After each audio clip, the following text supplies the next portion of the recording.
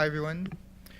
So I have 10 minutes 9 minutes 30 to present Endeavour mining. So before going into the regular presentation, just wanted to run through some quick stats on West Africa. So when you take a look at the gold producing regions in the world, in fact, West Africa now ranks 4th. When you take a look at discoveries in the last 10 years, West Africa also ranks 1st. Looking at where the money is being spent today, West Africa ranks 3rd. Most of those exploration discoveries have been done in Ghana in the past, whereas most of the Brim Greenstone Belt lies in Côte d'Ivoire and Burkina Faso. However, historically, most of the money has gone into Ghana. We're now the largest gold producer in Ivory Coast and 3rd largest in Burkina, so very well positioned to grasp growth opportunities in these regions. So half of the spending now, rather than going into Ghana, is actually going into Burkina and Côte d'Ivoire, as I just mentioned. So to start with Endeavour Mining, we're present in French-speaking West Africa, in Côte d'Ivoire, Mali, and Burkina Faso, producing about 700,000 ounces per year at all-in cash costs below 900. One advantage of working in French-speaking West Africa is that many people don't know that it's actually an economic zone. So you have one currency, one central bank, and fairly easy to move things around borders. So a good strength in being able to work in this region. So these on the left-hand side are the strategic objectives that we set for ourselves back in 2016 when the management team joined Endeavour. And we said at the time, we want to be at least an 800,000 ounce producer, but most importantly, have mine life over 10 years and all-in cash costs below 800. Because if you have these metrics, you're basically creating a sustainable business where you're generating enough cash to be able to reinvest into your business, to grow, to build projects and exploration, and as well be able to pay dividends. So we'll be able to achieve these metrics by next year once ET has been built. So one of our key strengths and how we've been able to increase the quality of our portfolio has been by building projects. We built Houndé last year on time and on budget. We're now building ET, which will be done by mid next year. And then afterwards, Kalana will start to be built, which gives us enough time to be able to source the next project organically. For some of you that are following our story, you would have seen that about 2 weeks ago we announced a new greenfields discovery in Ivory Coast. So just a slide on each of those. On Houndé, it's been going quite well. So construction finished in September last year. Commercial production began 1 month after. And so far, it's been running at 25% above nameplate capacity. When you take a look at the production profile, in fact, the focus now is on exploration, as the project has 4 good years of production. And because it's been running at 25% above nameplate, in fact, those 4 years will come sooner than 4 years. Therefore, the priority is to backfill that production gap. So good news, we've been able to announce a new discovery in May. We're actually drilling about 200,000 meters on the Kari pump target, which is to the left of the main Vindaloo deposit. We expect 3 advantages here. I mean, we're drilling 200,000 meters this year, so we expect it to be sizable. Higher grade. On average, Kari pump should be 2.5 to 3 grams, rather than Vindaloo being 2 grams. And what we're seeing as well is that the new discovery tends to be oxide material, whereas Vindaloo is transitional ore. So basically, for the same plant, you can push more tonnage through, and your processing and mining costs would be less. The next project we're building is ET.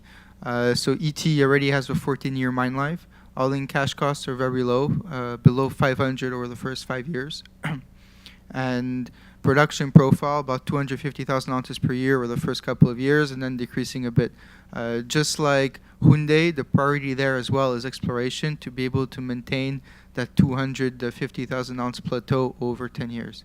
Economics are quite robust. So you see here the stats at 1,200 or 1,250 gold price, but even at $1,000 gold price, the IRR is 23%. Quick video on ET.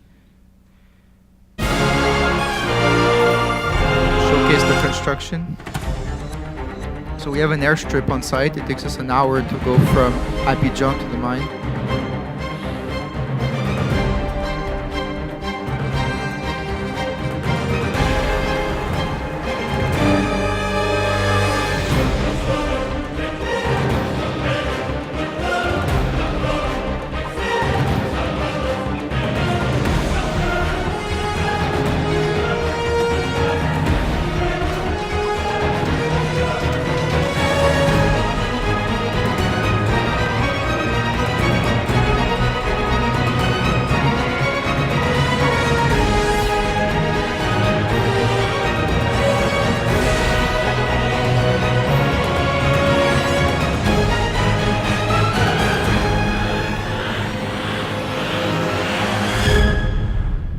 So I actually did that with my iPhone.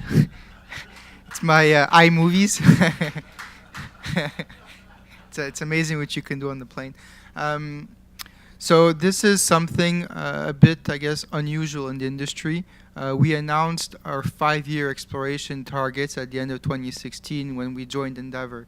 And the objective for this was to bring accountability to our exploration. When you're building, you're accountable for your capex and timeline. When you're operating, it's your production and all sustaining. And we felt that there was a lack of accountability in the space for exploration. So overall, we expect to find 10 to 15 million ounces over the next 5 years, basically doubling the resource base. And since then, we started to shade in what we found. Last year, the big focus was ET because we had to basically size the plant. So we ended up finding 1.5 million ounces. And rather than building a 3 million ton per annum plant, we're now building a 4 million ton per annum plant. This year, the main focus is on Houndé because, as we said, after 4 years, the production declines. So we can expect some of that area to be shaded by the end of this year, as we expect our resource to be announced in November. On the greenfields area, as I mentioned, we announced a new discovery a few weeks ago. We expect a maiden resource on that in November as well. You can spend a lot of time on this chart because I think the business is being run on this chart. Basically, the focus for us has been to bring our assets, which are represented by these bubbles, in the bottom right box, which is mine life above 10 years and all-in cash costs below 850. And all the assets that don't fit these criteria have been divested. So looking at the left-hand side, Yuga was sold in 2016. Nindima was sold last year. Tabakoto was sold a month ago. And ET will transition to ETCIL. Houndé was built last year. Agba was built by the company in 2014, at the time at 7-year mine life. Now it has 5.